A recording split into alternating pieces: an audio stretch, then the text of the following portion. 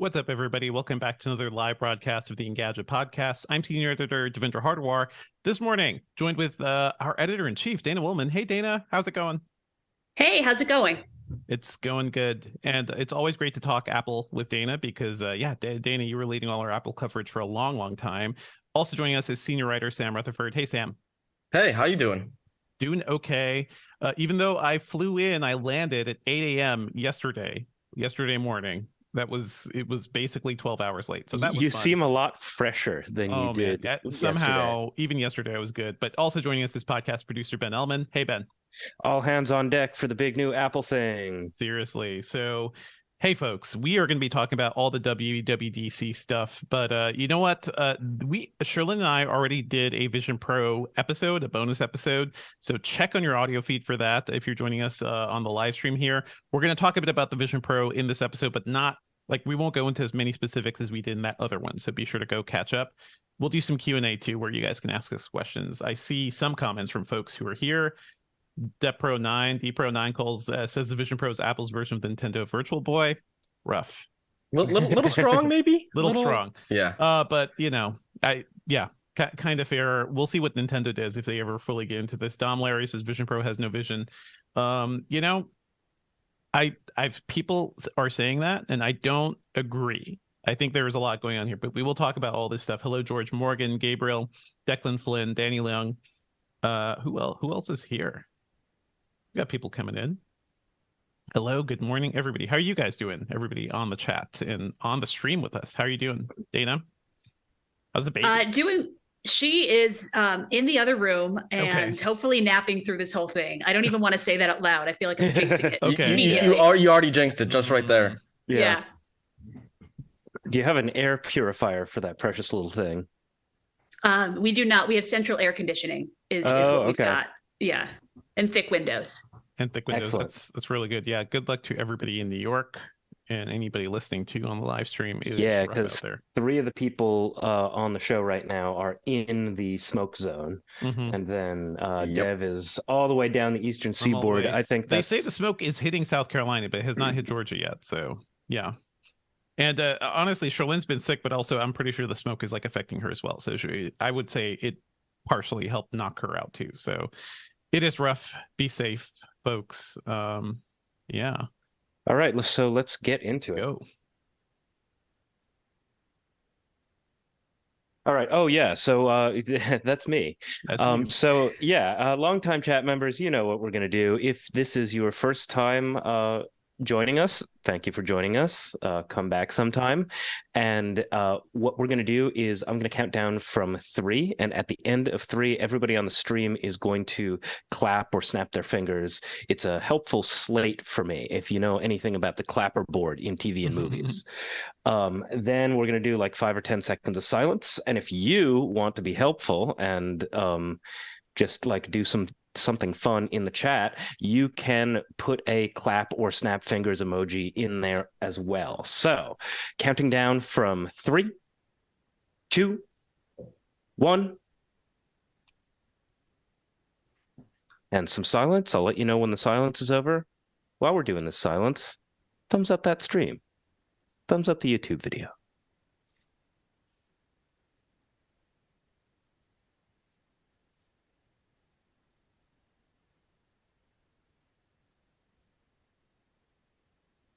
Okay, silence over. Let's get to talking about all of the WWDC stuff. All right, let's get right into it. And I think up top, I'll introduce you both, Sam and Dana, okay? And I'll just, you guys don't need to jump in. I'll just call you and you can say hi. Okay. Confirming recording. Strap in their chat. We will do some Q&A after all the Apple stuff, okay? Let's go in 3, 2, 1. What's up, Internet, and welcome back to the Engadget Podcast. I'm Senior Editor Devendra Hardwar.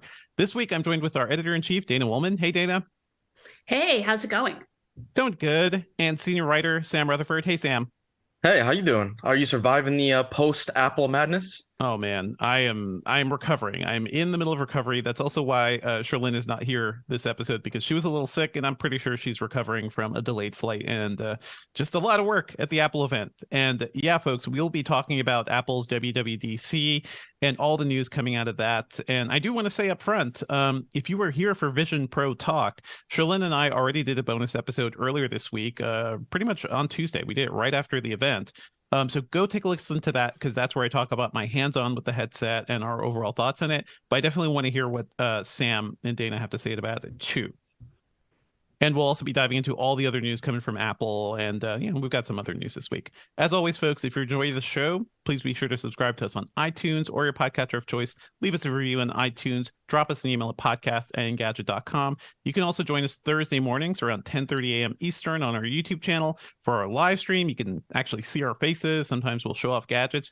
We may actually have some stuff to show off in the next few weeks. So, yeah, stop by. It's a fun time. Let me just pop my light back on here. I don't know why it does this. This all got to light. Okay. Let's go into WWDC. All right. Let's talk about WWDC 2023. This is a pretty big one.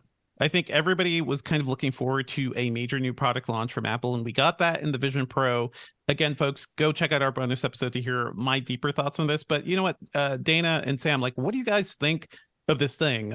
It is Apple's first headset. It's Apple's entry into the world of spatial computing. First thoughts on the Vision Pro? I am intrigued, and I felt major FOMO reading your hands-on, Dev. It didn't make sense for me personally, soon postpartum to go to this busy event, but I really felt FOMO reading your hands-on. I really appreciated also how tempered your tone was. I definitely didn't think you were overly poo-pooing this device. No, just like issues I felt. Testing some with VR. Yeah. Weren't too hung up on the price, which I think would have been beside the point for such a first-gen device. They're always expensive. But I appreciated that you weren't just blindly cheerleading this thing. I appreciate it's cool, but I also appreciated how grounded your tone was, which it did seem really cool. I got the vibe that it is, to your mind, the best VR AR headset you've tested so far. But my takeaway was that it doesn't escape some of the endemic problems of VR headsets, even down to how comfortable it is. But that said, I left your hands-on feeling really intrigued and wanting to try it out myself. Cool. Thank you. One thing I will mention here is I think Apple's being very careful about how they show off this thing, because they showed off with just a rear head strap and it's like, oh, this magical device. My demo had a top head strap, like so many other VR headsets, and that made it feel like other VR headsets. So I do think Apple's obfuscating some of this a bit. Let me just clear my throat here. Yeah, and then maybe take that last sentence again. Yep. Yeah, something I'll mention here is that Apple's showing off this thing with no top head strap or anything like that. They're making it look very clean and simple, and that is just not, at least how my demo was. There was a top head strap. That is something you see on VR headsets. They're talking about this thing as sort of like a modular design, so you can add different things to make it more comfortable. But once you add that, it feels like another VR headset with the same eye pressure and other issues, that are so common to those things. But yeah, Sam, what did you think about this headset? Yeah, I actually have a couple thoughts. And I was really jealous. I've been reading everybody's hands-ons, not obviously yours, but just for to get a whole range of perspectives. And I think it's really, really ambitious for Apple to go with the whole, hey, no controllers, we're doing gestures, eye tracking only. And I think that's really ambitious. And from what, you've and other people have said, it seems to work pretty well, which is that's actually a really big move, because by eliminating the controllers, you make it just that much easier to use, and you make it more approachable for people, especially who haven't used VR headsets before. I was also really jealous because everyone has been saying that the image quality is the best on any consumer level headset. We're not talking about your enterprise $10,000 machines, but having that fidelity, I think, is going to be really, really incredible. And it's going to be just one more step to making it that much easier to use. And then the other thing is I've seen some of the reactions talking about how oh, this thing's $3,500 and it still doesn't have a point. And it's like, guys, people, you are not understanding the point of this headset. This headset is, number one, if you like are balking about the price, it's not for you. They announced this at WWDC. It's for developers. But even more importantly, if you look at Apple's business structure, Apple makes a killing on the App Store for iOS, iPad, and Mac too. And if VR is ever going to be a thing, Apple is putting a bet on, hey, we need to put some groundwork in now. We need to make hardware that people can develop stuff for, that people can use. And we need to make, as I mentioned in the keynote, that there's going to be a Vision Pro focused version of the App Store for AR, VR apps. Yeah. And that's going to be hugely incredible because what is Apple about more than anything else? They're all about the ecosystem. So they really want to make sure that they have the groundwork laid if VR ever becomes a thing. Hey, maybe it will, maybe it won't. But they have to put in some work now if in order to be not caught, way behind the times, which is like if you look back in the history of tech, Microsoft, one of Microsoft's biggest regrets is they didn't push harder for mobile, their own mobile OS system. The internet for music players. Microsoft missed every other key landscape change, right? Because they relied so much on Windows. I will say this, folks, I am not freaking out about the price because this thing is called the Vision Pro. This is not the Apple Vision. This is a pro level device. Again, I think mostly for developers and super enthusiasts. But this is not the end of Apple's vision, right? Somebody did the math on this. I think it was Harry McCracken. If you do the math for what the original Macintosh cost when it launched, it's the equivalent to $7,000, with inflation. Apple's hardware has always been expensive, and I think cutting edge hardware tends to be. So yeah, the price is high. That I think people are valid when they balk at that. But that's not where the story ends. This is where the story is beginning. And I do think it's kind of interesting that Apple's basically telling people this is our pitch for spatial computing.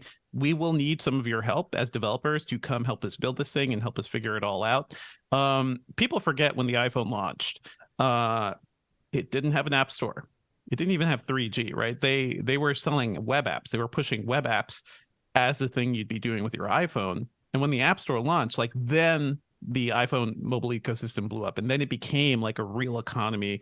And that also kind of shaped the way that the entire mobile landscape worked. And honestly, it influenced Meta and Oculus as well, because the Meta Quest, it has an app store. It functions in very much the same way. One thing I want to point out, Apple never said virtual reality during their event.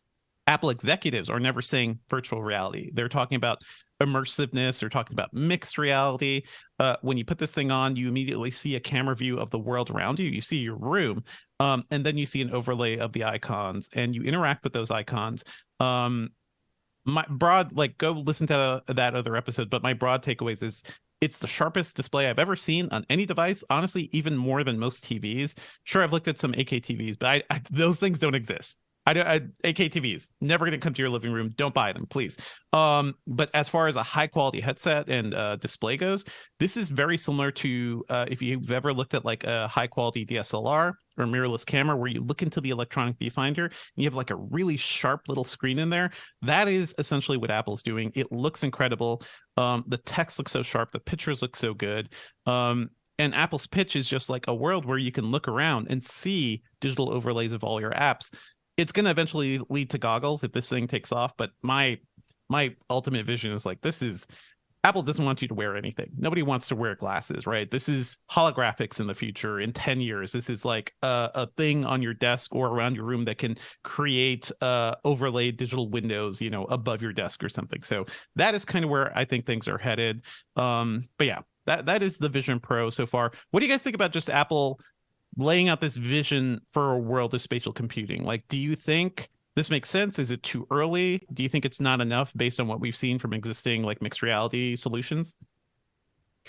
I really appreciate that Apple is attempting, it seems, to give the option of interacting with apps and services that we already use, just in a different, for some people, more convenient way. I appreciate that Apple isn't trying to usher us into some equivalent of the metaverse, some specific destination. The metaverse feels like a solution looking for a problem. Exactly. So a different pitch, yeah. Right. Meta has had the hard work of not only building out the metaverse and convincing brands to show up there and develop there, but also convincing people they want to spend a lot of time there. I don't think it's worked out so far. And I appreciate that Apple isn't making any such attempt. It's not trying to really build so many specific destinations. Right. Whose success the whole Vision Pro hinges on.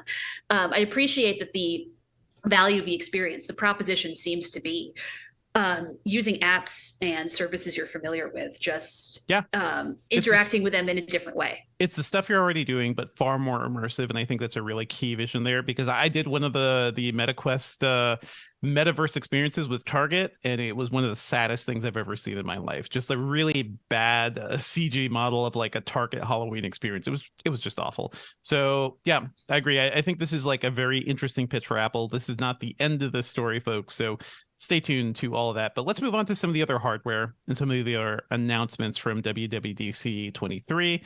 The big one is the MacBook Air 15. And I feel like this has been rumored for a while. I think it's a very obvious choice for Apple to make this thing. What do you guys think of a 15-inch MacBook Air? This is an insider comment, but I wish it were our work-issued laptop. For those listening, across the company, for some reason that I don't have insight into, but the standard Mac that's issued to all Yahoo employees, including Engadget staffers, is a 16-inch MacBook Pro. Which is a great computer, but man, is it big. Yeah. Yeah. So I think there's value in having a larger screen. But this is the computer. If we were going to have a larger screen issued to everyone in the company, this is the one I wish I were carrying. Mm-hmm. Yeah, I was gonna say I feel like the MacBook Air 15 is gonna be the new default Apple computer just for everybody. 15 inches has always been, for years and years has been the most popular laptop size, and so now you have that choice. If you want something more portable, there's the 13, the smaller one still exists, but and I actually think it actually makes the MacBook Pro 14 kind of silly, because it's like you want the bigger screen, and it's like, how many people are really doing tasks where they need the fan and the cooling of the MacBook Pro? Probably not a ton, but everyone wants a bigger screen, something a little bit, easier to type on. And I just like, this is going to be like, if you're going to recommend someone an Apple computer, this is going to be it. It seems like. Yeah, it's either this one or the 13-inch. I just want to say this is a no-brainer. Apple should have done this years ago. I love the new refreshed MacBook Air, especially with the M2 chip. Like, these things are crazy fast. The only time I've had an issue with MacBook Air was actually at WWDC, because I was working at one of Apple's like little rooftop, desks to do some typing. The sun was beating right down on me. This computer does not have a fan. If your computer doesn't have a fan, that means there's no way to get the hot air out. So it just like started freaking out like within 15 minutes. I was like, this is the only time this is going to happen. If you work outdoors in direct sunlight, that's bad. The MacBook Pros have a fan, and I assume they'd push that air out much better. But otherwise, like, I think the MacBook Air 13, the current one, is my ideal computer. It's super thin. It's super light. This one is a half pound heavier. This one is about 3.2 pounds. Beautiful big screen. Apple didn't really change much else. It has 2 more speakers, so the sound is a little better, they said. Has a slightly bigger battery to keep the same like 18-hour battery life. But yeah, it's a 15-inch MacBook Air. What do you want for me? That's it. I wish it did have at least one more USB port, because they're both on the same side of the system, and sometimes that can be a little bit awkward. You don't even have to do 4, but like put one on the other side, because it just makes it easier to use. I asked about that, and Apple does this thing where they're like, yes, you're making a very good point, but we're not going to admit it. This one does by default come with that new 35-watt dual USB-C power charger. So at least you have another thing to charge USB-C devices on, and also it has the MagSafe connector. So I think Apple is saying, like, since you have MagSafe, you're no longer taking up a USB-C port just for power, so maybe you get more stuff. Fair, but I would have liked at least one more port on the other side, because it is very annoying to like charge. If you I was traveling without the MagSafe, I had a USB-C charger, and I had to wrap things around to that left side. So we've got the MacBook Air 15. I'm sure it's going to do gangbusters, mainly because you had no choice. If you wanted a 15, 16-inch, if you want something bigger than a 13-inch or even a 14-inch computer, your only choice was like the 16-inch MacBook Pro. Like it was very limited. So I do think And that thing is big. That thing is so big. It is. I think it's almost 5 pounds at this point. So not as fun to travel with. Yeah. So yeah, I'm sure this is going to do really, really well for Apple. Also, they announced some slight updates to the Mac Studio. It's going to have an M2 Max chip and an M2 Ultra chip. And once again, the M2 Ultra is going to be basically 2 M2 Maxes stuck together. That's what the M1 Max and M1 Ultra really ended up being. And Apple is also finally bringing its M series chips to the Mac Pro with the M2, the M2 Ultra. Actually, that one's going to have M2 Ultra by default.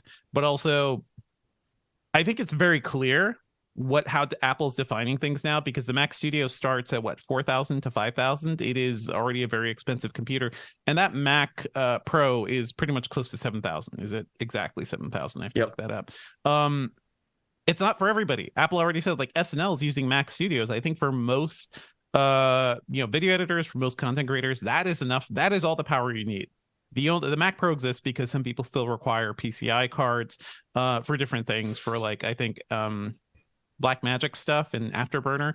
Not everybody needs that. And I do think like if we're looking at Apple's vision of computing and desktops, the Mac Studio is like the ideal of what Apple wants. It's a ton of power, ton of ports, everything you need in a box. You don't have to like open it or do anything. The Mac Pro is there for those weirdos who need a lot of other stuff and need a lot of like high-end equipment, right? Yeah, so, it's like more than anything else that has the Pro tag in Apple's lineup, the Mac Pro is the one thing that's like, this is just not for regular people at all. Don't even look over here. Yeah. I mean, I think in the past they didn't even have the Mac Pro at stores, because if you need a Mac Pro, you don't need to go to an Apple store to get it. Like just order it online, give us all your money, Mm-hmm. Yeah, so very, very basic. It is funny that Apple spent basically an hour on these updates and on the software updates before they even announced the Vision Pro. The whole setup for this event was kind of funny. But yeah, I did an early like impressions video of it, but I didn't do a video of my hands-on. So if you want more thoughts on the Vision Pro headset, go listen to that last episode of the Engadget podcast. Let's move over to software, and I think it's always iOS. It's always iOS we're looking first at to see like what's changing, because I think for most people, their phones are their most important computers.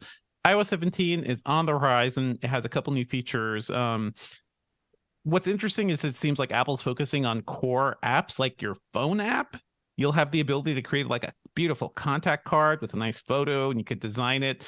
iMessage is getting some slight improvements to live transcription of calls, of voice messages, as somebody is leaving you a voicemail, you could see it, and that is pretty cool. I know Google announced something very similar for Android.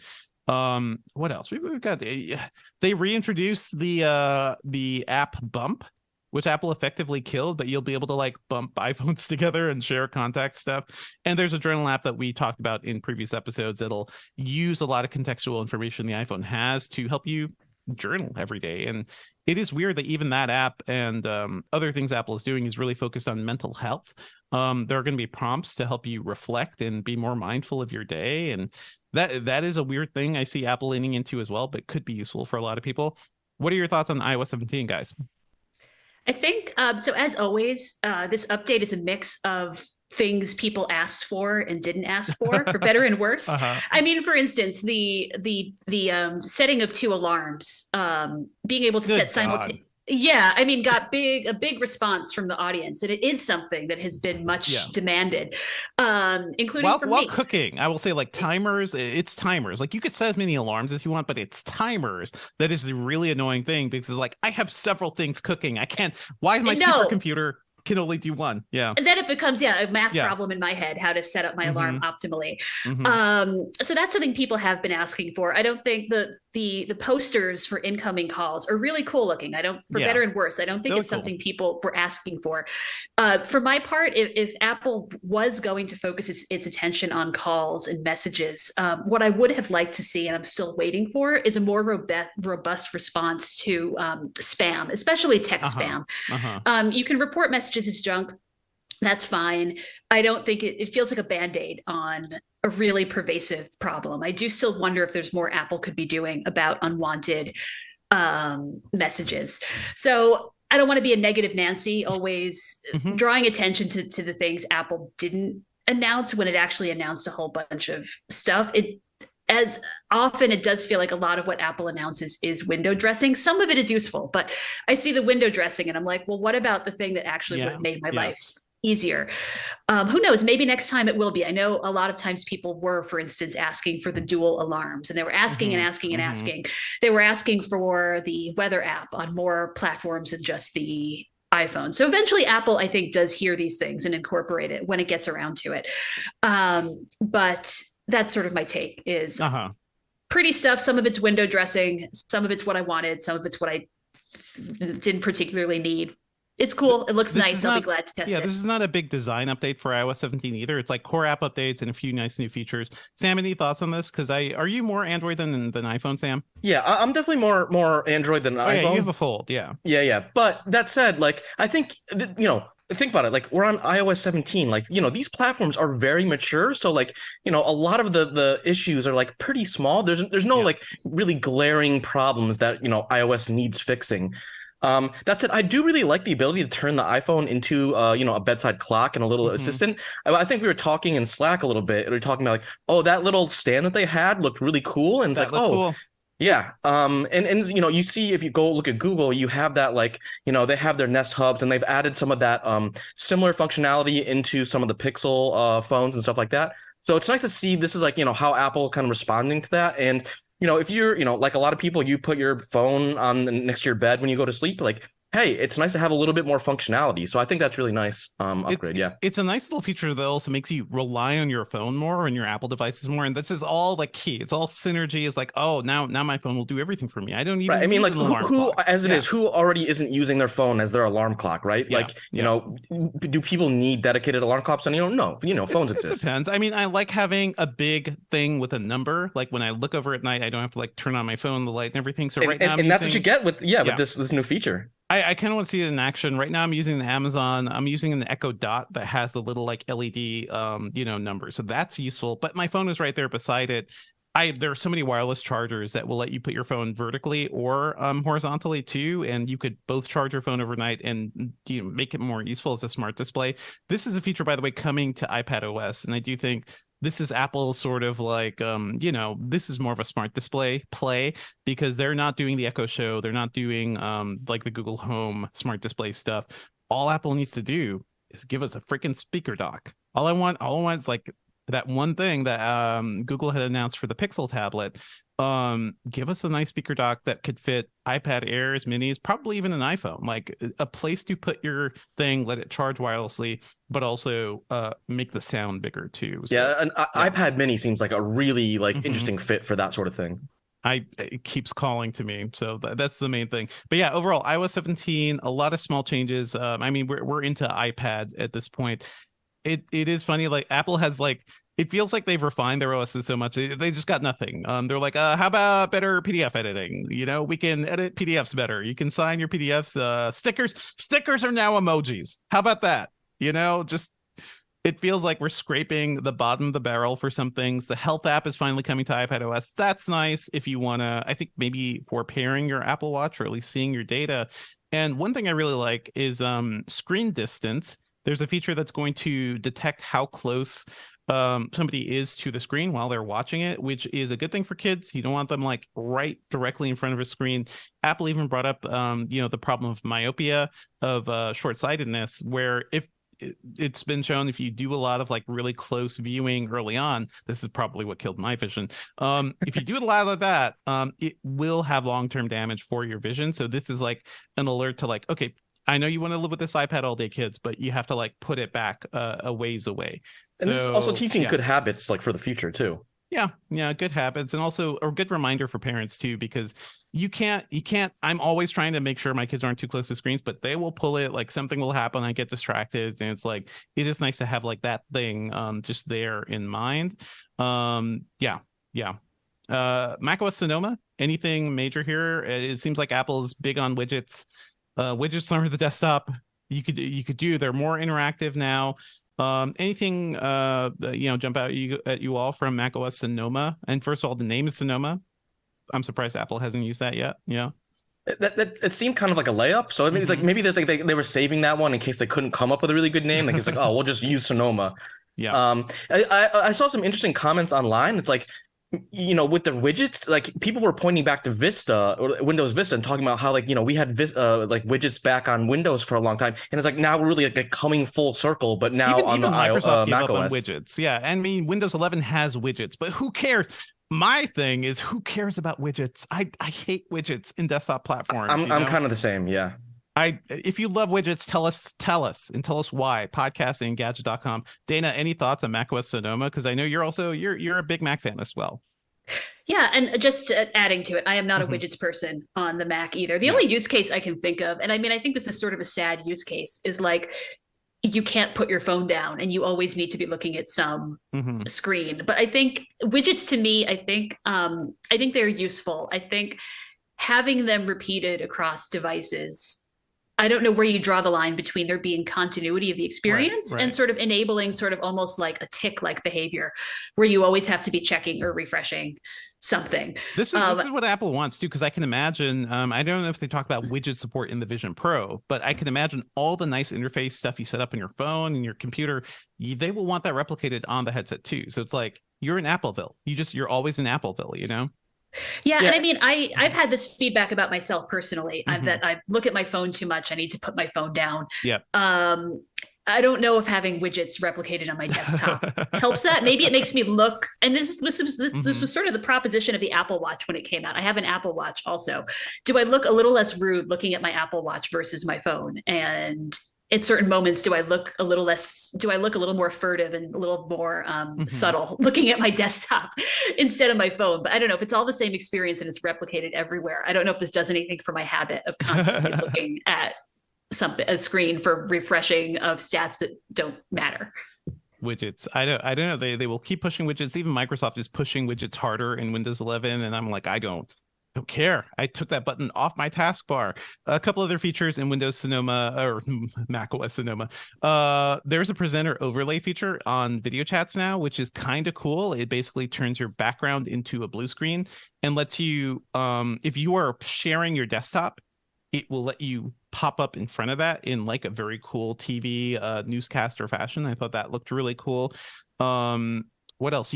Hand gestures in your video chats? Okay. Balloons. If you do, what was it? Double thumbs up or something? Yeah. I mean, Apple kind of presented this as a way to like, celebrate people or like, show more emotion during video calls. And it's just like, I was sitting there and I was just like, it just felt kind of forced. I mean, I'm sure people will use it and like, I think Ben was saying earlier that like he's going to use it to troll people more than anything, which is like, yeah, okay, that makes sense. So many of these things will be used to troll people. I think those contact cards that you're creating on your iPhone, like your friends are going to be putting the grossest, silliest pictures. And when your friend calls you during a work meeting, that is what pops up on your phone, So I could just imagine a lot of these things being used to troll people, Somebody mentioned, they did announce the aerial wallpapers for macOS Sonoma as well. I want to point out, those are straight from the Apple TV. Doesn't look like they're any different at all. So it is a cool thing to see, but I'm surprised it took Apple this long to like bring that feature over to computers, because it's been on Apple TV 4K for a while now. Any other thoughts on Sonoma, folks? Like there's a bunch of other Apple news we can mention, but there's games. They talk more about games. Hideo Kojima was on the stream. Death Stranding Director's Cut is coming to macOS later this year. And he also mentioned that he and his team are working closely with Apple for future games too. Games are something Apple has been notoriously bad at over the years, but it seems like it's getting better. We've seen Stray running in macOS, that's out. No Man's Sky just got released on macOS as well. So any thoughts on that? Like, Dana, I know you're not much of a gamer, but it's always felt weird that Macs have never really done much of this, right? I'm not much of a gamer, but I've written many a laptop review. And I know that when it's come time to testing the graphics, we've always been somewhat dismissive of the gaming experience on Mac. So it's not going to be me who tests this out personally, but I'll be curious to see your write-up, for instance, on game mode in the new Mac OS. I think Apple itself has been dismissive of games. Like the closest they've gotten over the years is Apple Arcade, and those are basically mobile games that you can play on your Mac. Great, fine. But it's not as dedicated. Sam, like as a true gamer, what are your thoughts on this change? I actually think this is actually kind of sneaky because Apple has been slowly building towards this for a little while, and so I think that the way that they're using Metal to kind of make it easier to port over games, they're like they're trying to like put in some of the support structures that make developers more at least amenable to being like, before developers just like, I won't even consider like bringing something to Mac because it was just such a pain, and like, you know, there was too much like, you know, overhead. The audience isn't there for work. games either, you know, so like, yeah, that was the whole. And so, you know, like throughout the last couple of years, like Apple has been like, you know, they announced Resident Evil Village was coming to the Mac, like, you know, at the previous one, and you know, now we're talking about Stray, and like, you know, No Man's Sky just showed up recently on the Mac OS, and so it seems like there's building a little, just, you know, a little bit of momentum in terms of like getting some of the more of those AAA titles over to Mac OS, and I think it'll be interesting to see, you know, how developers respond to this. Does that mean we're going to get you know, the next Call of Duty on Mac? Probably not, at least, you know, not in the very immediate future, but hey, maybe 5-6 years from now, that's, you know, it could be a thing. That said, you know, if we're talking about the reality of the situation, I think someone mentioned in Engadget Slack the other day that like, Whoopi Goldberg was complaining that Diablo 4 doesn't run on Mac, which is really interesting because Mac, Blizzard has always been a really big supporter of Mac OS. You know, WoW has been available natively on Mac OS for forever. And then, you know, there's this big new AAA game from Blizzard, and it's not available on Mac. So obviously there's still very real growing pains when it comes to game development and porting titles over to Mac OS. I think it's really all about the Vision Pro, to be honest. Like, part of that pitch was somebody holding a PlayStation controller, playing games on the Vision Pro, and like playing, you know, a Mac game, but projected like 100 inches into the air. I see frequent commenter here at the chat, Mark Dell, points out that the Apple TV is their console. Hey, the Apple TV plays the same games that the Macs all play. Like, they has a lot of Apple Arcade games. I think as a platform, though, nobody plays games on the Apple TV. How are you syncing your Xbox controller or game controller to the Apple TV to have like a little bit of that gameplay? I've done it. It's kind of sad, to be honest. So maybe I think Apple needs to like make steps towards making all of this less sad. So yeah, we'll see how a lot of this turns out. For me, it's more the Vision Pro, because there are a lot of VR games that would be great here, but Apple didn't show us Beat Saber. They didn't show us anything you would typically see in the headset, because the Vision Pro is a computer to them. It's not just like a VR headset. So they need to have the games there eventually. One other thing I want to point out is that the developer betas for all this new software are now free to download and install. That used to require a $99 developer account. So there were other ways to get the installers for those things. This is really early beta software, so if you do this, just be careful. Try not to do it on a primary device, I'd say. I think by next month we'll have the public betas, and those tend to be safer and are a little more stable. So, you know, just keep that in mind. Want to mention something quick here too. Apple has reportedly bought the AR startup Mira, and this is the company behind the lens technology for the AR headsets in Super Nintendo World's Mario Kart ride. I have not done that ride, but those headsets look very cool, and that whole thing seems very cool. So again, Apple is really leaning more into the mixed reality side of things. These headsets are going to get cheaper. Like the Vision Pro is $3,500. I think like Apple is not going to be fully consumer ready until there's something the price of a MacBook Air, right? That thing, make it slimmer, make it maybe less powerful, maybe, but make it $1,000 and make it like an accessory everybody would want to put together with their iPhone or iPad or Mac. The vision that we had talked about a couple of weeks ago of just like sitting in front of your MacBook and having a giant screen pop up out of it is exactly what Apple showed off at their event. So imagine going to a coffee shop and having a ton of workspace and private workspace. When I was stuck on a plane or in an airport for 8 hours this week, I would have loved to put on a headset and just like watch a movie in a giant, virtual screen. That worked out really well, by the way. I saw a bit of Avatar 2 in that. Man, that screen is good. Man, that tech is just so good. So, in the end, I watched some stuff on my laptop and I felt really sad that I was not living in the Vision Pro future. Any other thoughts, folks? There is a mention here. Andy Tarantola wrote a great piece about where was all the AI at WWDC. You guys have any thoughts on this? I'll start out. I'll tell you an anecdote from I.O. a few weeks back. Yeah. My mom happened to be with me in the apartment. She was looking after Hannah. while I was working, and I had the IO live stream playing out loud. And at some point, my mom, she's a colorful character, she said, if I hear the word AI one more time, I'm going to kill myself. Which I think, honestly, is to some degree how a lot of us felt. Google was clearly doing it almost performatively, I think, maybe in response to criticism that it hadn't been moving fast enough or aggressively enough on AI. I think it was similarly interesting that Apple didn't mention AI. I think, to Andy's point, Apple didn't necessarily need to. And if it had mentioned AI, it would have been performative. It would have been to just be overheard saying AI, basically. But to Andy's, interesting. Yeah. What's interesting is that they didn't say AI, but they did say transformer model several times, which I think to normal humans doesn't mean anything. To developers, they're like, that's AI, because the transformer is the T in GPT. And they talked about the transformer model being the new part of autocorrect and a couple other like tools within their operating system. So they are using AI, and they've used it for a while. They've used computer vision stuff for the Photos app. They're just not talking about it the same way Google and everybody else is. I think it's performatively not saying AI, even though they are actually doing some AI. Sam, any thoughts? Yeah, I think it was actually really savvy for kind of like Dina mentioned that, Apple didn't play into like the buzzwordiness of the whole, recent AI phenomena.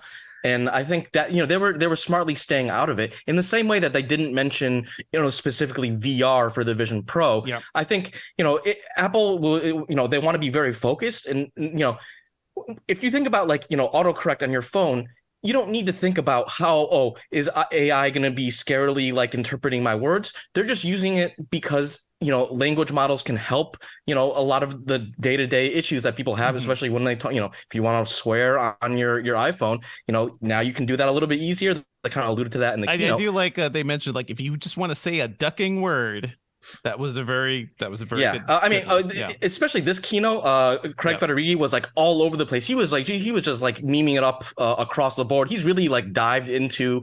He's like the new social meme star for Apple. But the triple guitar, like he's all over the place. One thing I want to ask you all before we end on Apple Talk: why isn't Tim Cook wearing this headset? Why isn't Craig Federighi, the guy with the triple guitar miming it up, not wearing the Vision Pro? Because they know it looks a little silly. You think? Yeah. And that's they know. Like, they would never admit that, and they never admit to anything, including the location of where the optimal location of the USB port, to your earlier point. But no, I think they know it would be turned into a meme. I mean, I think they do cannily understand how social media works. I think that was it. I think they know it looks a little silly looking. Unlike the Apple Watch when it first launched as a first generation product, which was also very expensive to begin with, the Apple Watch was at least pitched as a fashion forward device. In fact, that's mainly the main thing it had going for it in the very, very beginning. This fashion is not the Vision Pro's strong suit. And I don't even know if headset. Yeah, but it's still a headset. Yeah. It's sleek, but it gives ski goggles at the same time.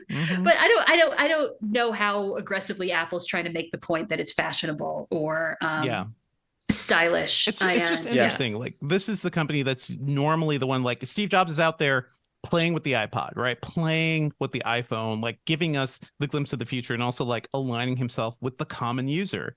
And I feel like Apple's just not doing that anymore. Sam, what do you think? Yeah, I was gonna say, when I think about it, I think more than pretty much any other company, especially in the tech industry, Apple's really, really good at learning from the mistakes of other companies. Right. And so if you look back to when Zuckerberg announced Horizon Worlds and they showed off the avatar, people have been memeing on that for years ever since because it just looked incredibly awkward. And then even though Apple announced Personas, which is like your new VR-ness, whatever your face is going to be when you're using the headset, they showed it off very briefly in the keynote, and they showed it off in a way that it wasn't jarring, and it didn't stick out in a way that's like, ew, they were trying to like prevent people from recoiling from the tech, and so they're making it more friendly to like at least think about, even if you have no intentions of ever buying one.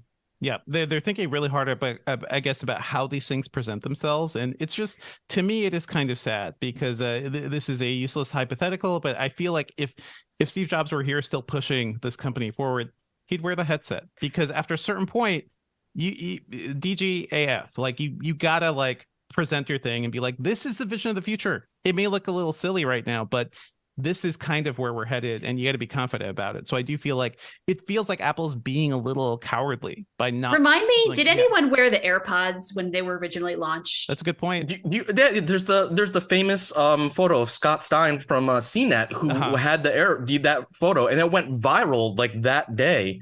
And so I was kind of interesting. I don't think anyone went viral for wearing the Vision Pros this time, but that's something that like sticks out in my mind from way back in the AirPod launch. That's it is very weird. It just feels like it is strange to me that Apple seems afraid of its own products sometimes, at least when it comes to something like this. But you know what, folks, we will be talking about this for a very long time. Again, if you want to hear my hands-on experience with the Vision Pro, tune into the previous episode, the small bonus episode Sherlyn and I recorded. That was a trip of an experience. And I also got to explore like a whole new building Apple created, which was so new. There was no plumbing in it, right? There was no bathroom in it. It was just this like temporary building they made, which looked beautiful, but it was essentially a temporary building, like something you'd put beside a school when there's not enough room in a school to show these things off. So I talk about all that and what I think about the Vision Pro over in that episode. Go check that out.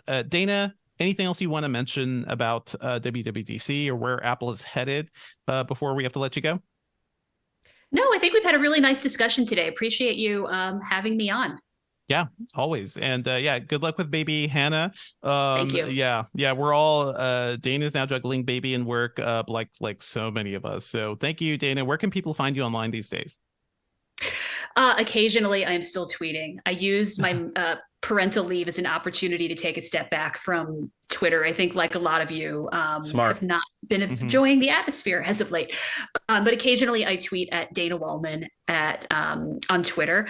Otherwise, man, I'm mainly lurking on social media right now. It feels really nice. You do Instagram food stuff, so that's always fun. My Instagram account is private, actually. Okay. A good PSA for the strangers who try to follow me sometimes. No offense. You know what? Maybe personal. we should all make our Instagrams private at this point, especially if you have kid photos. But yeah, thank you so much, Dana, and chat with you soon. Okay. Take care. Bye-bye. Okay, Dana, you can drop that audio to Ben once you're good. Yes. Oh, she dropped. Okay, I will. Okay. Somebody just Dana. text her. Okay, we're gonna switch over to the next one, but let's have some Q&A, folks, with the audience here. Chat. This is our time to talk directly to you. So if you want to resurface things that you mentioned before, or like I banked a bunch of things, but this is our time to speak directly to chat. So I see Mark Dell saying like, I don't know if I should buy this thing. Like, listen, if $3,500 is not a hit for you, in your pocketbook, then this thing is the greatest mixed reality thing I've ever seen. I don't want to tell everybody to go buy this thing, Yeah, it's not the thing you're going to use every day to like do work. But I mean, maybe it would be. Maybe I someday, had a Vision but Pro. You can't like peg this in as like, oh, this is going to be my new main thing, because it's just not ready for that yet. If I had a Vision Pro, I would absolutely be like using it at my desk, or if I went outside and had my laptop here. Like, I just imagine the multitasking I do. I have to come down to the basement. I have to come down to an office. I have an ultra wide monitor here, sometimes other monitors.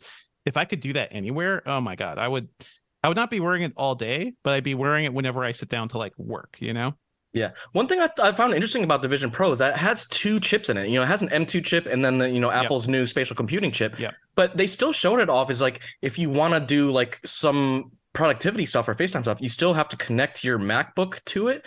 And I was like, that seems a little interesting, because it seems kind of unnecessary, because it seems like it has tons of performance in the headset it is. But it is basically just mirroring your MacBook, it looks like. So I think you could sit there and still use your MacBook keyboard and all that other stuff and interact with that, but also just have a giant display in front of you. Yeah, it just seemed interesting, because it seems like it has the potential to be a standalone productivity thing too. It is. I don't know. It totally is. Yeah. I just don't know if it's like, is it battery life concerns that like, really kind of, prevent that from like going full hog into it? I think it's more, it may be more like, hey, you have these devices. You already have a MacBook. You already have an iPhone or iPad. And it's like, what if you could do more with those things? Yeah, pushing the ecosystem more. Yeah. Yeah, I feel like that is the thing.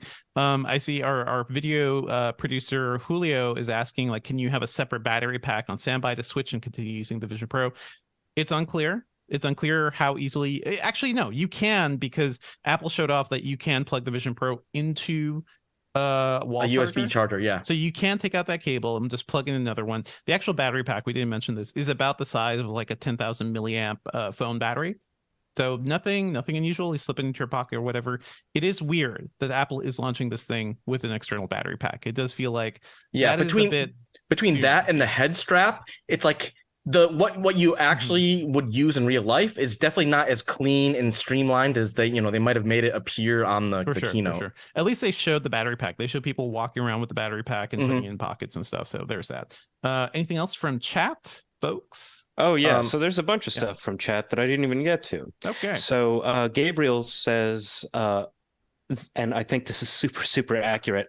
I think Vision Pro is going to be a huge influencer flex. It looks really cool, but a flex. So imagine, any of the big YouTubers, Mr. Beast, David Dobrik was known for giveaways for a while.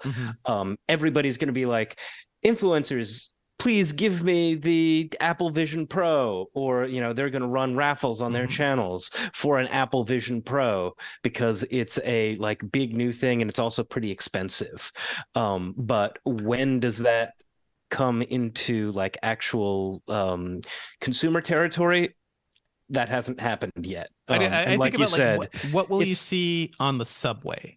I feel like that has been my measurement. It's like when I started seeing AirPods on the subway, I was like, okay, that's interesting. When I started seeing people with the first Oculus Quest on the subway, I'm like, wow, I remember that was funny. I've seen a bunch of folks doing that. Yeah, you're talking about that in the context of like people being on a Vision Quest, yeah, using like an Oculus thing on the subway, that totally robs you of your situational awareness. Though. In a big city, if you're using the Vision Pro, you have the view out. You can see out. I actually saw some people saying in chat they're disappointed the field of view is lower than the Valve Index. Well, let me tell you, I didn't notice any limitations to the field of view. Like I paid special attention to that. I think it's because of the way the display may be bent or something. Like I looked really hard to see like where the limits of this display was, and I could not see it. It just like is fully consuming your vision. So if you're using it in AR mode, I can imagine like there is a useful feature where somebody leans in. If you're kind of like doing something, if they get close to you, they will pop up in the vision thing as well. Maybe you wouldn't have the whole like a VR mode going on when you're on the subway, but I could see people doing this and like just being with their apps or something and doing some of that. But again, this is a $3,500 headset. Maybe somebody could try to yank it off, but they also have to get the battery pack. So maybe that's all a part of it, or they just pull the battery pack plug and just take the headset. Like, meanwhile, dude named Charlie says, my tactical vest will come in handy. It's full of external batteries, so it can last all day.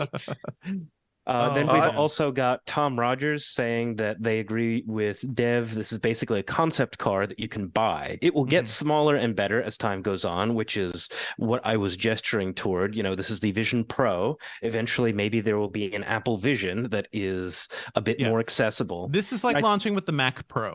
Yes, and I think that you said during the bonus episode, everybody go listen to the bonus episode, that when this gets to the range of, being like a MacBook Air or something into the price range of being a MacBook Air, people will start considering it as an actual thing for productivity as a computer. Rather than I think Apple is saying this is a computing platform. This is not a gaming platform. This is not a place to go do fun VR things. It can do that, but this is a computer. And for me, I feel like, it'll probably push people deeper into the iCloud ecosystem as well. iCloud, everything. Like if you have an iPhone, your stuff will integrate better. Messages, FaceTime will integrate better into Vision Pro. You wouldn't use an Android. If you had a Windows PC, you wouldn't be able to do the pull-up thing. So I didn't talk about this in my hands-on, but man, this is a very smart way to just keep you in Appleville. Oh yeah, and especially with iCloud, because I can't imagine the internal storage of the Vision Pro or some speculated Vision more consumer product is going to be particularly big. I mean, so you're going to be pulling everything from the cloud. Storage has gotten very, very small. I don't know if you've handled I've handled micro SD cards. Not even micro SD, because that's not fast enough. What you need is an SSD, right? Like a solid state drive, okay, an M.2 SSD that is much, much faster or something equivalent to that. Those things are tiny now, like smaller than the size of a RAM stick. So wow, even really? That, yeah. Oh yeah, I don't know. Small. I don't think I've handled that. They are very small. So those are what's in a MacBook or something. Look up an M.2 drive right now. It's I think it's a 3380. There's like a half size version of an M.2 SSD, and that's the same thing. That's what you get in like the Steam Deck and a lot of other stuff. So yeah, it would totally fit in a headset. But yeah, it is all about keeping you in. And what we were talking. Oh yeah, about, and then the other thing was Skywalker 77 talking about what you just mentioned with the having problems with the field of view, but you just said that it's not really an issue for you. It was wild. Like I've reviewed all the major consumer headsets, folks. I've tried many more, and this is the clearest I've ever seen. The fullest in terms of view. Avatar 2 looked incredible in 3D, like even in the virtual 3D mode. They would not tell me if it supported high frame rates, but given the way these headsets work, I don't see why not. It's also interesting that means Apple's essentially bringing 3D movies to iTunes, but I would wager that is not coming to iTunes on the Apple TV, because nobody really supports 3D on TVs anymore. That'll likely just be exclusive to the Vision Pro. Yeah, I just really want to test this thing. Like back at CES, I got a chance to try out one of Vario's headsets, which is like a $10,000 like enterprise. It's a thing that like BMW uses for their engineers. Yep. And this thing is huge. The optics are incredible. But it's like, no one is ever going to buy this. It's not even meant for general consumers. It's meant for enterprise customers. And so I just I really want to see how that compares to it. Yeah. But hopefully soon. I read about the Magic Leap 2 as well, which I demoed a couple months ago. And that before this, that was the highest quality AR I've ever seen. But again, that's very expensive, very bulky and hard to use, and it relied on external controllers. I'll tell you all, the actual interface, the finger gestures, everything, spot on. Like no issues at all using this thing. So and I think that's going to be a really significant thing going forward. Also, just all of the work they put into making sure that these cameras can pick up pretty minute gestures. That's going to be a big deal for their like HCI going forward, and also probably some I mean, I want to say disability awareness, but we were just talking about accessibility. Accessibility. There we go. So like human computer interaction accessibility functions. I think that's going to be incredible. I think that's going to be a big thing for the next kind of like spatial computing movement, is that, everyone's used to a mouse and keyboard, when you're using a laptop. But if you're talking about like head mounted displays of any sort, whether it's a headset or glasses or like, sci-fi contacts, you're going to need a new gesture language to be able to use these things. And I think, Apple is definitely very much taking like their first big step into that with the with the Vision Pro. It's funny, like I bring up the movie Minority Report a lot, and whenever we talk about hand gestures, like there's always like one sci-fi touchstone that like really hits home for everybody. Really is Minority Report. Like it is. When I was like moving windows around in physical space, I was like, man, this is Tom Cruise in Minority Report. He's scrubbing the image. You're scrubbing the image. Definitely like doing all sorts of stuff. When I was scrolling a web page, it's just a flick, just like a pinch flick. Just so intuitive, so natural. But then when I was watching like the 3D photos that somebody took of a kid's birthday party, that's also Tom Cruise in Minority Report when he's looking at the hologram of his lost son, and just like this memory that's there that he cannot escape from. I also had that moment of like, man, this is kind of sad, because the dad who took this had to be wearing the headset during this birthday party. And to keep that memory, to record that memory, you have to be not present in the actual moment. And anybody that is who's another weird thing. Anybody who's read Snow Crash will remember. That's one of my all-time favorites. When it comes to like imagining a sci-fi future, that's like something I always go like revisit. But I remember the concept of gargoyles, that like they were so laden down with tech. Actually talking about what dude named Charlie said about like a tactical vest. Imagine someone with a tactical vest on and like a bunch of stuff on their face, to the point where everyone thinks that they're a dork. that like they just have so much stuff on at all times. Got too much stuff on them. Again, I think you should leave as the defining cultural touchstone of our moment. So Graham Timmons also says that in the GMA interview with Cook, he mentioned the Vision Pro doing everything a Mac and iPhone could do. That seems odd given how they like to create products with their own lanes. No. People forget this. The iPod, one of the most successful consumer devices in the world.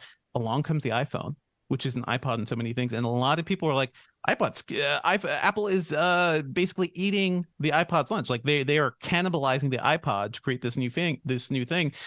Apple, unlike other companies, is not afraid to do that.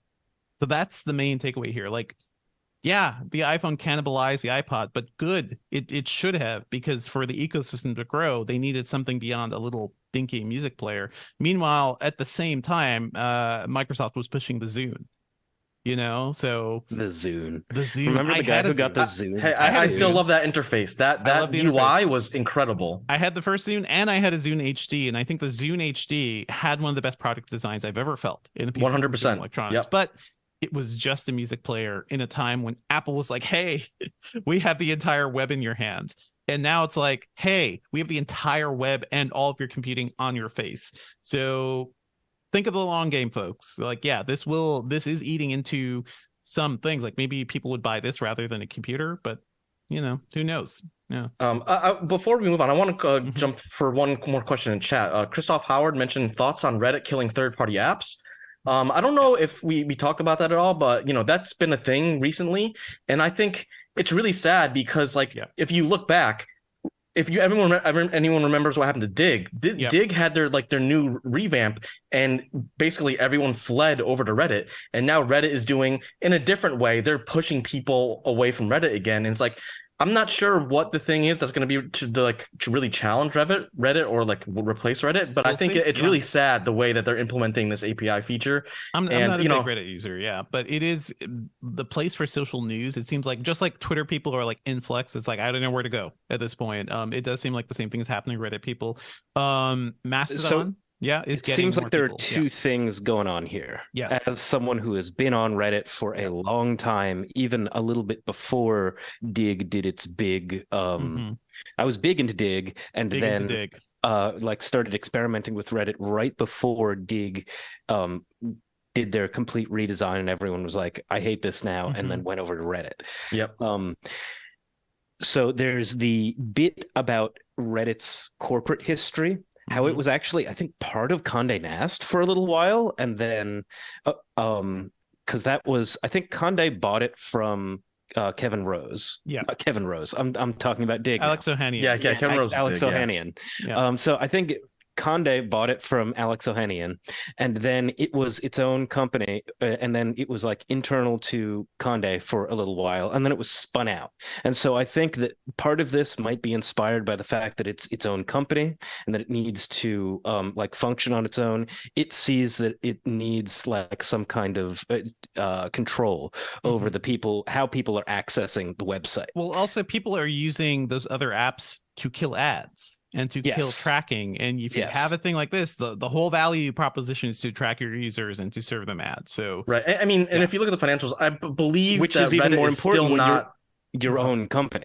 Yeah. And Reddit is still not profitable. So it's sad the way they're doing it, but this is one way that they're like, hey, we're going to force everyone to use our app where we can serve ads and we can get more, we can monetize the service better in order to become profitable.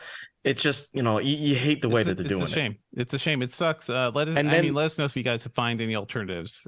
The other side of it is killing third-party apps. Isn't that through API access? And I think one of the things animating their wanting to restrict API access is knowing that they've gotten tons and tons of API requests basically to scrape data in order to train AI language models.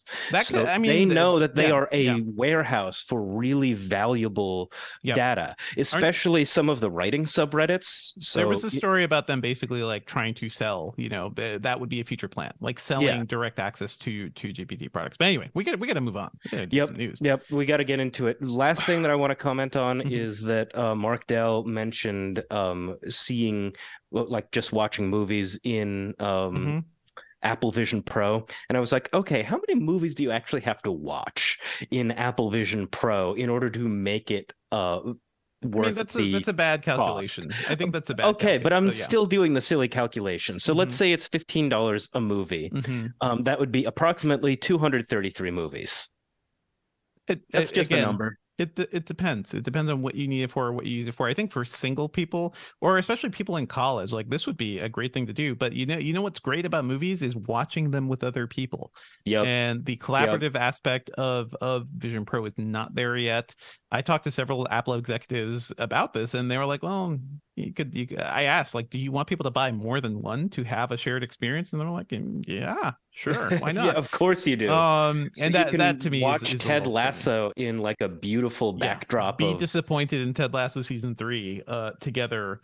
It's a very strange way of being alone. Hey, I thought you liked Ted Lasso season 3. I like it, but people are sad about it. Yeah, well, let me grab some water. I'll be right back. Okay. Yeah. Oh, all right. Dev's grabbing some water. Sam, anything you want to mention? We were just talking about Kevin Rose in the chat. People are talking about, like, he's been a bit into the big VC community. Obviously, he was part of the whole dig. And if anyone remembers Rev 3, that was like a big thing back in the day. I think he still ended up working for Google for a little bit, kind of like as a. Yeah, I think he did, or it might have been Apple, because I know he's been historically more of an Apple fan. And then we were talking about he got into like some of the bigger altcoins back when crypto was having its like big moment, like 2 or 3 years ago. And looking, Sherlyn popped in chat. I don't know. She said her back still hurts, and then she's gonna go pass out. Hopefully Sherlyn better. is now sleeping. Oh, someone asked about prescription lenses for the Vision Pro, and that's part of the thing that that's why Apple partnered with Zeiss, because they need a lens maker that can actually handle prescription lens requests. So that is definitely a thing. So if you wear glasses or you need a prescription for goggles, that will be a possibility. You know what we haven't heard about though? The price for those lenses. Yes, I hesitate to ask. It's not going to be cheap. Especially for this thing, like right out the gate. Yeah, like I think that when you factor in, if you have glasses, if you have a significant prescription, and you really need that correction in order to really use the Vision Pro, you're looking at least $4,000. Yeah, at least.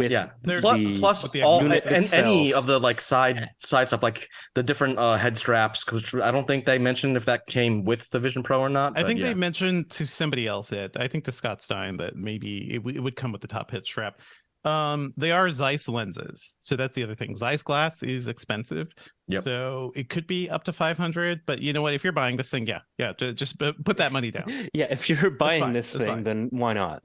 Yeah, also, let's imagine a company is buying it for like developers, and there might be multiple developers with multiple prescriptions. God, that's going to get expensive. I mean, it's not for everybody. Like, it's not going to be for all your developers. I think it will be you buy one or two to build for. But there will be ways to simulate it. And Apple has that gravity and that built-in like developer user base where like they can pull people way more than Meta or other companies. It is just funny that a couple days before Meta was like, here's the Quest Pro 3 or the Quest 3. Yeah, coming later this fall, and then like the timing was extraordinarily bad. Like, I don't know why. They knew WWDC was happening. Why would you do that? They did it on purpose to be like, oh, we'll take the wind out of Apple's sails. But it didn't, like, there's no way. Like, that's just bad. Like, I'm sure that was a Zuckerberg decision of they own themselves. I also can we talk about, I hate how they're announcing new like Quest announcements or like news on Instagram or like, just why? I hate just it. Can you announce it like a regular company? Just I think no, when you do that delivers an audience bump to their own products, Yeah. Whatever reason will you have to tune into an Instagram live stream. And can you imagine how many meetings they had to be like, okay, where should we announce this? What's the last platform that people actually like? Instagram. Or it's like, what is Instagram known for? Oh, photos and maybe reels or people talking about using it to like DM other people, oh no, we're going to use it as our news press release platform. It's like, come on, people, like, do better. I see Rerez saying, and other folks who have mentioned this, like not being able to use glasses is a big mistake. Listen, I'm the person with glasses who has to try on a lot of VR headsets, so it is always a pain. I've honestly considered like getting contact lenses just to be able to use something like the Magic Leap more effectively. Yeah, to get the say to your friend, like, yeah, you can come over and hang out and like play with my Vision Pro, but you need to wear contacts. You need to wear contacts. I mean, I would tell people, hey, do you actually want to see this thing? I think that is more of a temporary issue. Sure, your friends will come over if they need glasses. It'll be a little blurry. One Apple executive told me that they need glasses, but it actually looks just fine in the Vision Pro because the lenses are close enough. So I think it's going to be different for a lot of people. But to make these things work, they can't have room for glasses. I think like it's a shame because they have to be smaller, they have to be sleeker and lighter, and to have room for glasses, you are leaving a lot of space open on that headset. So and Apple talked a lot about that, like 3-element lens design to like reduce the depth of the goggles, and so it's like there's trade-offs to everything. There are pains. There's pains to all this stuff. If you actually end up using this stuff, hopefully they make getting the replacement lenses or the add-on lenses like not that tough. There are a lot of growing pains for this category. I also think this category will not exist in 10 years. Apple and other companies do not want you wearing headsets forever. There has to be something beyond. They just need to build the ecosystem for what's beyond. So, but I think people forget, like, this is very much baby steps. Like this is the headsets are a stepping stone to next thing is glasses with built-in displays that are much less bulky and don't take up a whole big head strap system. And then maybe we'll get to the contacts at one point, but that's pretty far off. We were talking about that last week. Yeah, contacts are a long way away because they'll never happen. They'll never happen. Never happen because nobody wants to physically. You know how hard, like mentally, you have to prepare yourself to touch your eyeball to wear contacts. Never gonna happen. We'll never like. I mean, there are people who. I know people who use contacts that love touching their eyeball. But again, you have to like you have in to order to get someone into the habit of touching their own eyeball. Yeah, that's difficult. But anyway, there's a lot of other news. We gotta let's just be nice to the video folks. So let's get to the other stuff. Yep. Okay, folks, Sam and I are still here, and we've got some other news to dive into. First off, we want to talk about Spotify fully sort of killing off Gimlet Media, the podcast studio it bought several years ago. They're basically combining it with Parcast, which is another podcast platform. It used to be an advertising platform, but they also had some shows on it too. And they're laying off 200 people altogether. Together, they're becoming Spotify Studios with a focus on creators, putting influencers in front of microphones to make podcasts. So that's a thing. Sam, like, I don't know, how closely have you followed the podcast space, and how do you think what do you think about what Spotify just very tangentially, because like Gimlet was kind of like the flagship like podcast like example of like, hey, these people are doing great work and great content, and then you have the big company swoops in and tears it apart, and it's like, man, this is the tale as old as time, and you just hate to see it happen. It's just sad. A podcast producer, Ben Elman, is pointing out Gimlet just won a Pulitzer and a Peabody within the last 2 months. Now they're focused on content creators. So that's something. And they're taking the easy way. This is the fast money. We want to churn out some bucks. Yeah. I think once again, making it clear that Spotify had no clue what it was doing with podcasts. We did talk about a couple of months ago that they're also going to be opening up their shows and no longer having them just exclusive to the Spotify app. I think in time we will look to podcasts as sort of like, hey, this is a great resilient piece of internet media, because it is inherently, because of RSS and everything, it is inherently universal. Like, it is easy to distribute. Anybody can make them. And putting a podcast behind a closed door is kind of a recipe for failure, as I think Spotify learned. And it's a shame too. Like, I have friends who've worked on Gimlet shows. How to Save a Planet was a great show that they just like killed because Joe Rogan needed more money, right? And these other shows were not making as much. So it is deeply sad. And I hope the people who were making shows here can create stuff elsewhere. I hope we build systems to produce like better podcasts, or at least to let them have bigger homes too, or something, because I love this medium. It's great. Let me see here. There's also another piece of news. Casey Newton over at Platformer pointed out that pretty much every social media platform is giving up and fighting 2020 election lies. And to me, that's not great, especially with the next election coming up. The next election coming up with Trump as the Republican frontrunner.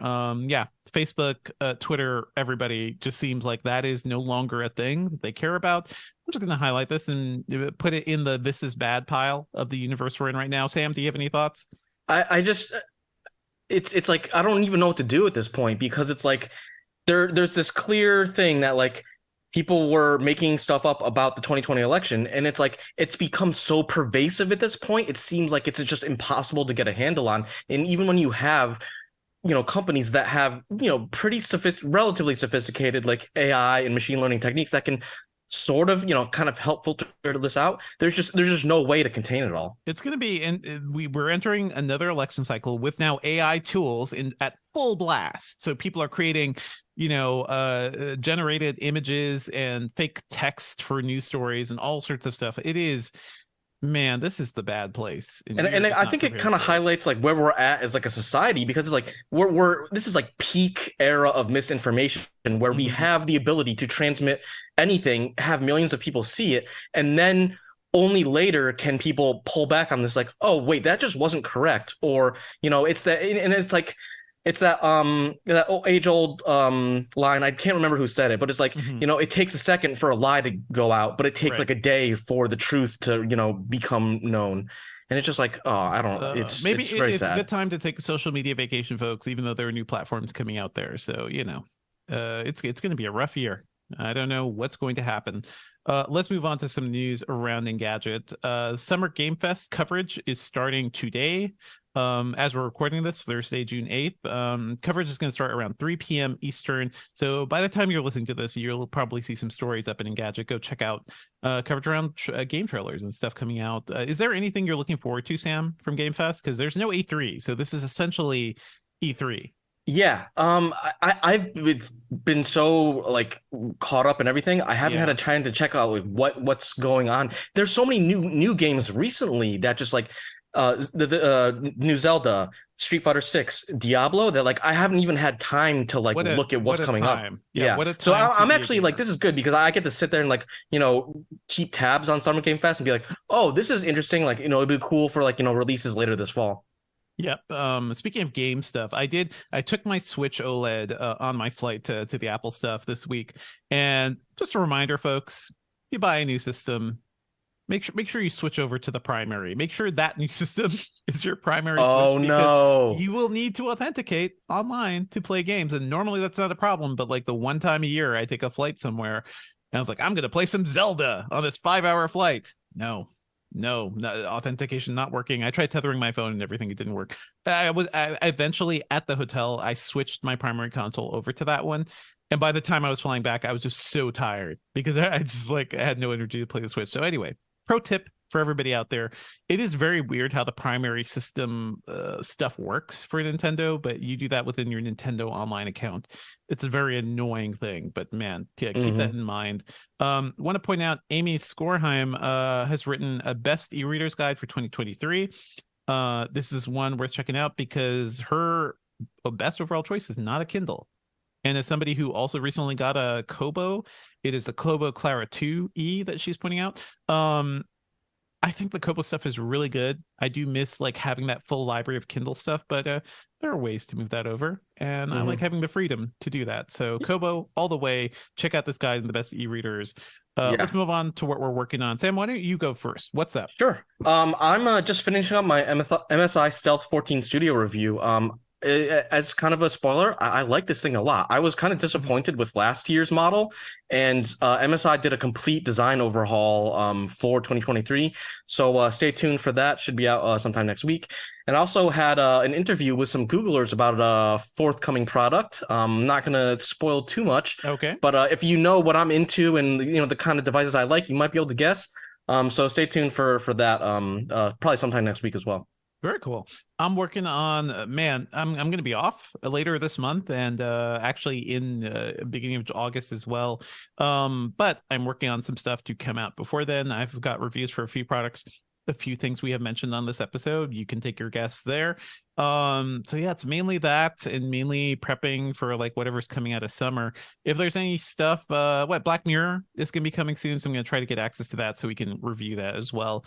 Just I need a break after the Apple madness because I literally was writing for like 8 hours, not 8 hours straight, because I was writing for 8 hours for that hands-on, but also Apple kept pinging me like, hey, come to this meeting right now.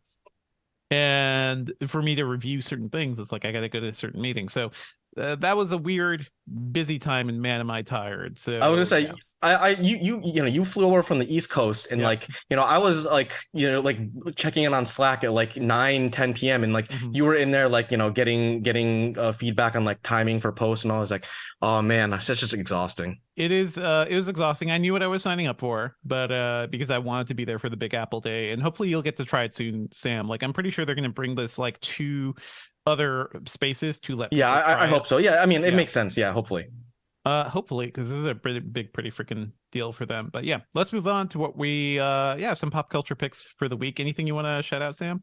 I'm not watching any TV. I'm playing Diablo. Wait. What's up? Sorry. Oh yeah, I was just gonna ask you if you wanted to do that transition a little bit cleaner. Sure. Oh. Let's move on to some pop culture picks for the week. Sam, what's up? I'm not watching any TV this weekend. I'm just playing Diablo 4. I've been kind of as much time as I can carve out for that game. That's what I'm doing. I've been having a blast so far. Do you have Street Fighter as well? I have Street Fighter, and I'm saving that to test on the ROG Ally, which I think will be interesting to see how that runs on that platform. I mean it runs fine on the Steam Deck. You just have to like tweak the settings. So yeah, I've heard there's some issues. It's actually easier to install on the Steam Deck than the ROG Ally, so I'm very curious to see how that setup process goes. That's interesting. I mean, because it's just Steam, right? So it should just work. Right. Yeah. That's cool, but also it's like I'm finding myself. I have Street Fighter. I also have a key for Diablo. I haven't even installed yet, and I'm like, man, how do you? And then the other moments of time, I want to play Zelda. So we are just spoiled right now, folks. So enjoy it. I want to shout out a show called Unicorn Warriors Eternal. Have you heard of this, Sam?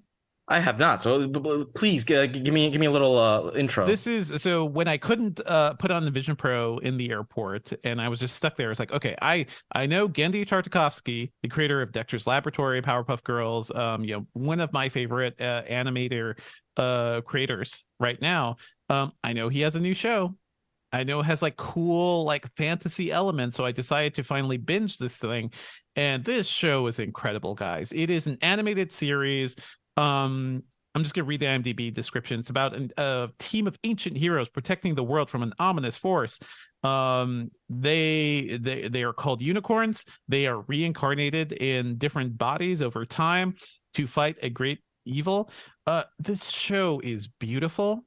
It is very much Genndy Tartakovsky going on like classic animation, like almost like Betty Boop era animation. I was going to say I just looked it up. The animation looks really interesting. It's not like Powerpuff Girls, but it's like a more advanced, like evolution of that. It's very much like 40s, 50s animation. There's even a bit of like Astro Boy in here. There's a lot of Osamu Tezuka callbacks, but just like beautiful character designs. The time we find our characters in is basically steampunk Victorian London, it seems like. So there's a lot of like cool gadgets. I'm getting a little Cuphead vibes too, kind of that like retro inspired animation style. That kind of like classic animation. So if you like animation, if you like Genndy Tartakovsky, and you should, because I think this man is a genius, you should check this show out. There are 6 episodes right now. It was airing on Adult Swim, but they're all on Max, so you could just stream them there. And I love it, like a big fantasy thing.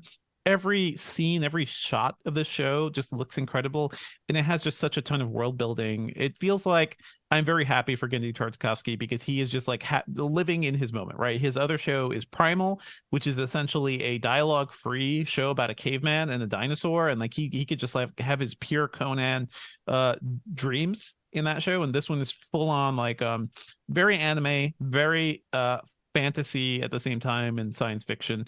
It's just so much fun. So check out Unicorn Warriors Eternal if you like animation. I think you'd like this, especially after Spider-Man. We haven't even talked about, Across the Spider-Verse, but it is again, amazing stuff. And I think this is a great time. If you love animation, there are great things worth checking out here. So yeah, Unicorn Warriors Eternal, it's on Max right now. And with that, I think we can wrap. Thanks for joining us, folks. Our theme music is by game composer Dale North. Our outro music is by our very own managing editor, Terrence O'Brien. The podcast is produced by Ben Ellman. You can find Sam online at Sam Rutherford on Twitter, and as always on Engadget.com. Awesome. You can find me online at Devindra on Twitter, at Devindra at Mastodon.social on the Elephant site. I'm also on Blue Sky if you're there too. Just search around. You can find Trillin. You can find Dana on Twitter as well. But I feel like a lot of people are just like easing off of Twitter. So don't be surprised. Tweet at Trillin. Tell her to get better. Yeah, tweet at Trillin. And also, shout out to everybody in New York who's dealing with this horrific air right now. Stay safe, mask up if you're going outside. I have a lot of family in New York, so I'm like, okay, who do I need to send air filters to? That is currently what I'm doing. Luckily, it seems like it's starting to go down slowly. So it seems, hopefully return to normal. Hopefully, this is because of some of the biggest wildfires ever in Canada. So who knows if it comes back? So I do think it is wise, if you don't have an air filter right now, get one at the very least, especially if you have older folks in your family or young kids. It's a big deal. As always, folks, you can email us at podcast@engadget.com. Leave us a review on iTunes and subscribe on anything that gets podcasts. Thanks, folks. We're out. Okay, I might end up cutting that bit about the air filters down a little bit just because it was long. But so chat, if you want to talk directly to us, you can do that. So hey Julio, there's a picture that Sam put in the Engadget Podcast Slack. Can you bring that up? Because Mark Dell was saying those photos from NYC are so scary. It's New Jersey too, but also like North New Jersey, everywhere. NYC, everywhere. Basically the same geographic area. Everywhere in the Northeast, yeah. DPro9 says, thanks, global warming. Yeah, absolutely. Absolutely. The guerrilla marketing for Dune Part 2 is going absolutely crazy in the New York area. Look at that. People have photos of the Diablo ads right now. With the orange skies. Yeah. Yeah, it says welcome to hell in Times Square, and the sky is just like a hellscape. So right now Diablo's winning that ad. Yeah. Oh man. And so that says, I don't know if you can see it. That photo I took on the roof of my building. Normally I can see New York City. I can see the Empire State Building and like Hudson Yards. Can't see any of that. That's how thick the smog was. I saw similar stuff from Brooklyn. Like, people who could normally see Manhattan who are even closer can't get to see the city. And that was around like 2 p.m. yesterday, wasn't it? Yep. Yeah. In the afternoon, like it was like, it started turning yellow, and then like all of a sudden it got like really dark yellow orangey real quick. So I was like, I got to go upstairs, take a picture of that. And I had to bring my mirrorless camera out because my smartphone was not having it. And also, like, there are a lot of recommendations. If you do go outside, you should probably wash your clothes because the stuff kind of comes on, it makes surface contact. So you bring that smell and particulates into your house too when you do that. It's rough. It is kind of applewood smoked air, like, which I like. Smells decent. It's like a campfire. It's like it's nice, and then you're like outside for 10 minutes. You're like, oh, my throat feels like there's sawdust in there. Yeah, I mean, I like that first moment when you strike a match. Like that's great, but I don't want to live in that. Ugh. Any other questions from the chat? I saw Dude Named Charlie had mentioned something. He's going to watch the Unicorn show. Animation looks pretty cool. Yeah, see, that's why we recommend it. I want people to go check this stuff out. Gendy Tartakovsky, he did some of the best like Clone Wars stuff. Between Samurai Jack, the clones, and Samurai Jack. But he did a Clone Wars thing which had disappeared for a while, and now I think even that stuff is on Disney that's Plus, right. So that stuff was good stuff. So I just love him. Oh, why says he's reading Snow Crash? Oh man, you'll have such a good time with that. I will also recommend, if you like that author who I'm blanking on right now, Neil Stephenson. Yeah. Also read Seven Eves. Seven Eves is a really good book. Man, they're doing a movie of that, but I was wondering. Are they? Oh, really? Yeah. Oh, that's I'll be very eagerly waiting to see how that goes out. Let me see if I can pull up details, because I think it was like Ron Howard. So if it's like Ron Howard doing Seven Eves, that I don't know about, but yeah.